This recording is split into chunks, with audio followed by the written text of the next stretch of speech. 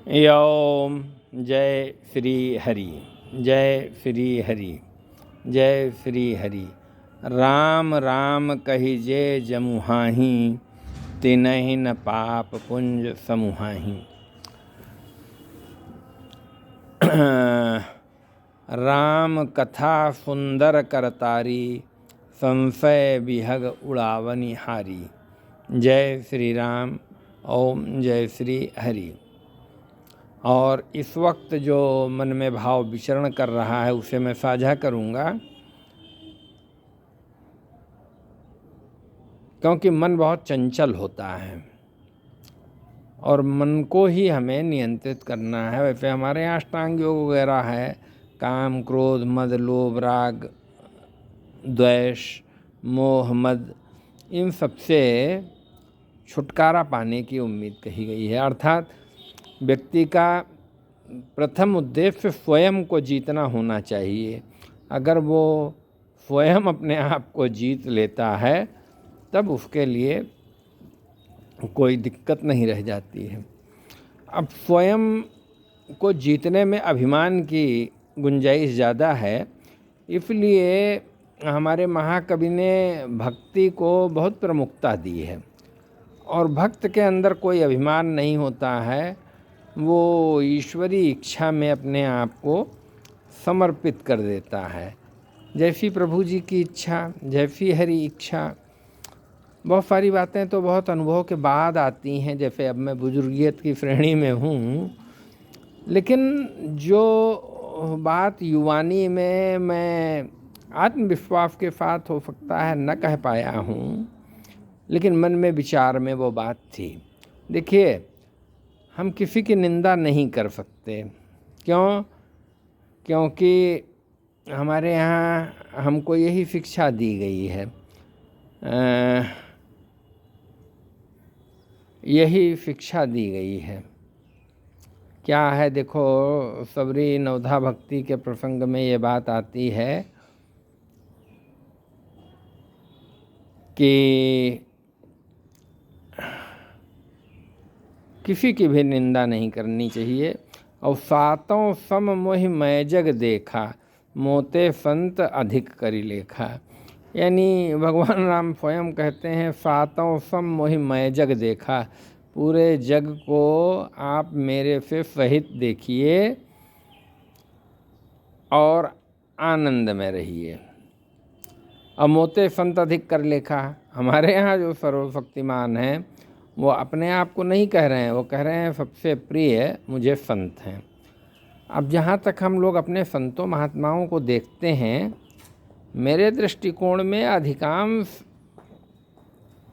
का जीवन बहुत चरित्रवान भी है, बहुत त्यागमयी भी है और बहुत भारतीय संस्कृति के अनुरूप है। और वो राम कथा का गान करते हैं, भगवत गीता का गान करते हैं, कृष्ण की चर्चा करते हैं। कृष्ण को समझ पाना बहुत दुरूह कार्य है, लेकिन मानव को समझने में कोई बहुत दिक्कत नहीं है, बड़ी सरल भाषा में है। और बहुत सरलता से महाकवि ने कहा है, जैसे कितनी सुंदर बात उन्होंने कही, तुलसी पूर्व पापते हरिचर्चा न सुहाए, जैसे ज्वर के जोर से भोजन में रुचि जाए। अब इसका कितना सरल सुंदर स्पष्ट अर्थ है। तो हमको हरि चर्चा में, हरि स्मरण में बहुत ध्यान केंद्रित करना चाहिए। समाज की अपनी धारणाएं होती हैं, उनको भी हम गलत सही कुछ नहीं कहेंगे, वो उनकी अपनी धारणा है। और आज तो बहुत सारे लोग ऐसे होंगे जो पूरे संसार को कृष्ण में देखते होंगे। क्योंकि वो आज की परवाह करते हैं, कल क्या होगा किसने देखा है, वो यही कहते हैं, अपना जीवन यापन कहते हैं। सामान्य सामाजिक दृष्टिकोण से भी यही बात है। लोहिया ने भी यही कहा, धर्म दीर्घकालिक राजनीति है और राजनीति लघुकालिक धर्म है। तो राजनीति से पृथक तो हम में से कोई हो नहीं सकता, क्योंकि हम सामाजिक प्राणी हैं और सत्व रज तम तीनों गुणों से युक्त हैं। लेकिन मैं अपने महात्माओं को श्रेष्ठ क्यों कहता हूँ, उसके कई कारण हैं। एक दो प्रमुख कारणों पे मैं प्रकाश डालूँगा। एक तो उनमें से ज़्यादातर का अंत बड़ा सुखद होता है। कोई बीमारी नहीं, कोई आजारी नहीं, आराम से राम कथा कहते हुए राम के चरणों में लीन हो जाते हैं। दूसरे, वो कभी अभिमान नहीं करते हैं कि हम किसी के ऊपर निर्भर नहीं हैं। जैसे एक मुनि जी का एक आपकी अदालत में मैं कार्यक्रम देख रहा था, तो वो ज़रा तेज़ बोलते थे, बोलने में कोई दिक्कत नहीं है, तेज़ बोलें या धीमा बोलें, लेकिन उन्होंने कहा कि हम किसी के आश्रित नहीं रह सकते हैं। अब मैं पूरा कार्यक्रम उनका देख रहा था, तो मैंने कहा आँख कमज़ोर हुई है, चश्मा लगाए हैं। अब चश्मा लगाए हैं तो इसका मतलब हम आश्रित हैं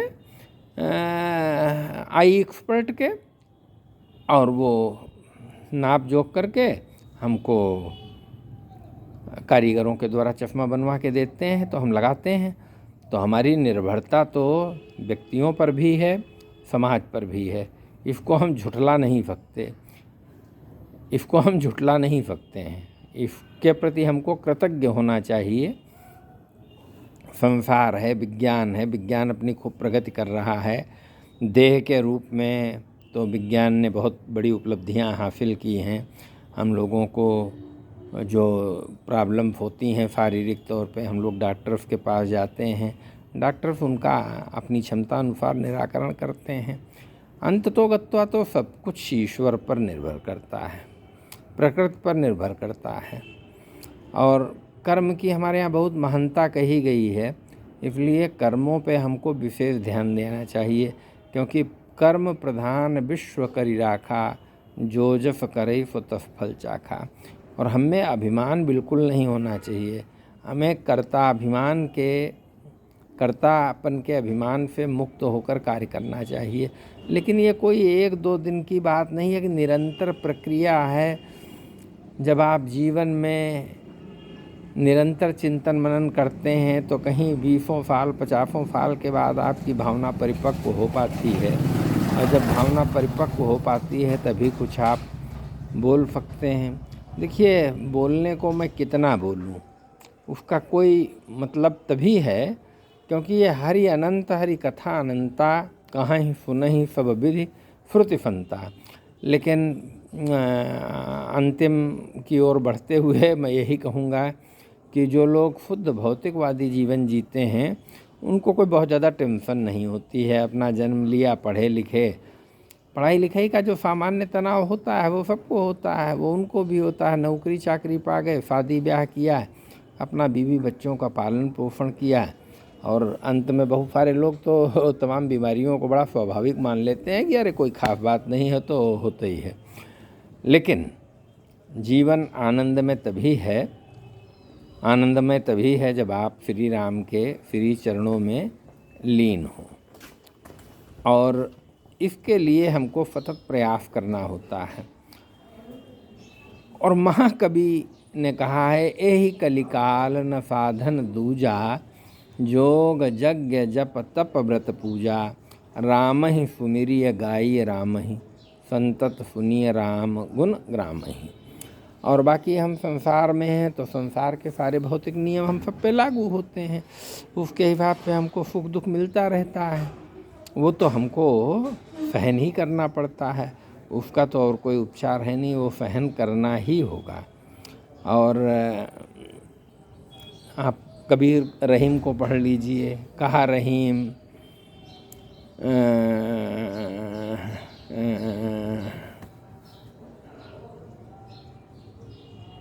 जैसी परै सो सही रहे, कही रहीम यह देह, धरती ही पर परत है शीत धाम और मेह। जब हमारी पृथ्वी धरती माता ये जाड़ा गर्मी बरसात सहन करती है, तो हमको भी कष्ट सहन करने की क्षमता अपने आप में विकसित करनी चाहिए। और अगर हम क्षमता विकसित कर लेते हैं तो हम आनंदित रहते हैं। बाकी दुनियावी कार्य तो सब होते ही रहते हैं, वो तो कोई व्यक्ति कुछ कर ही नहीं सकता, वो तो उसको करना ही करना है। जीवन यापन के लिए भोजन करना ही करना है, जलपान करना ही करना है, सामाजिक सहभागिता करनी ही करनी है।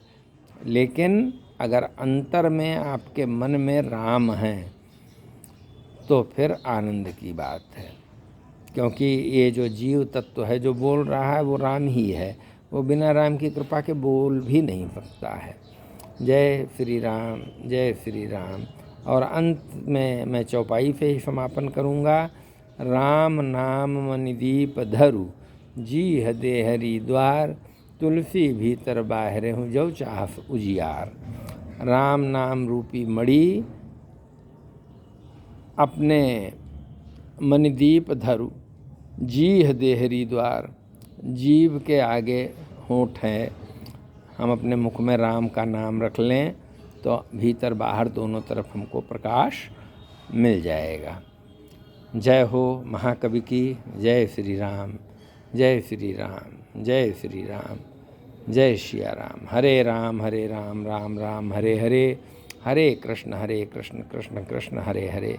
जय श्री राम।